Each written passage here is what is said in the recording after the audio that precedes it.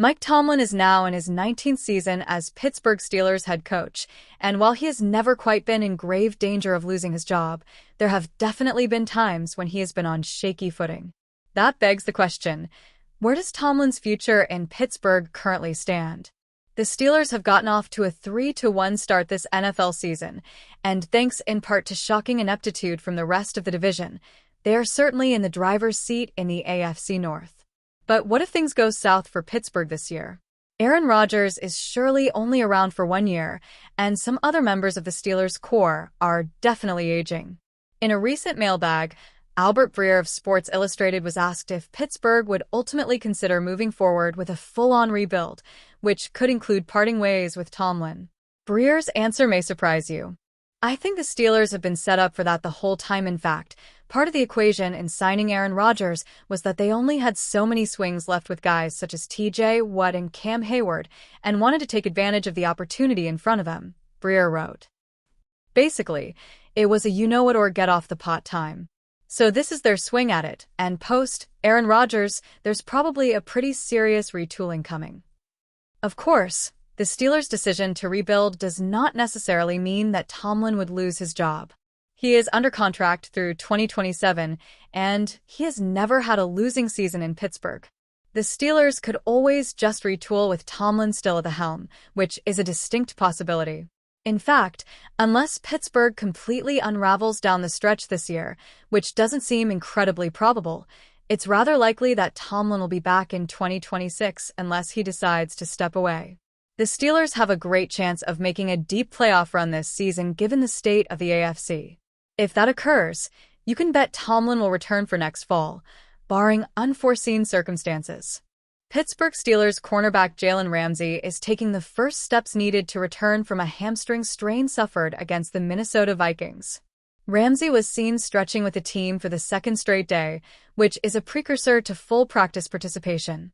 He may not even be listed as a limited participant, but that is the next step for Ramsey, who is likely rehabbing off to the side. It might not be enough to get Ramsey on the field against the Cleveland Browns, but it could be a positive first step to returning against the Cincinnati Bengals. I think it's like any time you lose a starter. You're going to have to work through those things, defensive coordinator Teryl Austin said. But right now it's typical. It happens because you have to deal with it every year. Most of the time, it's not the same starting unit out there all 17 games. So we'll work our way through it if it shows up that way. We'll figure it out. Ramsey, who has played outside cornerback, nickel cornerback, and safety, is a key piece for the team, so multiple people will have to replace what he does if he is going to miss any time. Yet, the early signs seem to suggest that Ramsey will not be out too long as he works to rehab back from the hamstring strain. Series history: the Steelers and Browns have met 146 times dating back to 1950. Of those 146 matchups, only 3 have been in the postseason. Pittsburgh is 2-1 in the playoffs against the Browns. Overall, this series sits at 82-64-1 in Pittsburgh's favor. To begin this series, Cleveland started off with an 8-game winning streak, won 12 of the first 13 contests, and only had 2 losses out of the first 18 times these teams squared off. Starting in December of 1962, the tides greatly turned to the Steelers' favor. The Browns won just 4 games between that point and October of 1983. Even more extreme, starting in January of 1994, Pittsburgh has won 44 of the next 54 games with a tie thrown in during that time. Mike Tomlin's career record versus Cleveland is 27-8-1. Since 2007, the Steelers have outscored Cleveland by 282 points in these head-to-head matchups. This is the AFC's oldest rivalry. Matchup overview: Pittsburgh is 3-1. History shows that they have a 79% of going to the playoffs if they advance to 4-1, and a 50% chance if they fall to 3-2. The Browns are 1-4. If they fall to 1-5, their playoff chances drop to 2.3%. With a win, Cleveland has an 11% chance. The Steelers have a minus 2-point differential compared to minus 50 for Cleveland. Every team in the AFC North currently has a negative point differential, and combined, these 4 teams sit at minus 159, which is the worst in the division's entire history. The .368 combined winning percentage is also worst in division history. The Browns have yet to win on the road this season, and the Steelers have yet to win at Acrisure Stadium. Cleveland has only led on the scoreboard for 6% of their offensive plays. Only the Titans are lower. Pittsburgh's opponents have thrown for 308 yards more than the Steelers and average .9 more yards per pass attempt. Their opponents have also rushed for 168 more yards and average .9 more yards per rush attempt. Cleveland's opponents average 1.7 yards per pass attempt more than the Browns and have thrown double, 10-5, the number of passing touchdowns. But Cleveland is producing .9 more yards per rush attempt than they allow. The Browns are running the third most plays per game, 66.4, while the Steelers are running the fourth fewest, 53.8. The Steelers' opponents are running 67.3, fourth most, while the Browns' opponents are running 56.0, fourth fewest. Cleveland games are averaging 39.2 combined points scored, tied for second fewest in the league. They are also averaging just 536.0 combined yards, fewest in the league. League average is 656.7 combined yards. 4% of Cleveland's plays have gained 10-plus yards. 15.3% of Pittsburgh's plays have gained 10-plus yards. That ranks 29th and 30th, respectively. Pittsburgh has a turnover ratio of +7. Only the Jaguars are better. The Steelers now have multiple takeaways in 3 of their 4 games and did have 1 takeaway against the Jets in the season opener. Cleveland has a -4 turnover ratio. Only 5 are worse. Only 3 teams have turned the ball over more than Cleveland. Only 4 teams have turned the ball over less than Pittsburgh.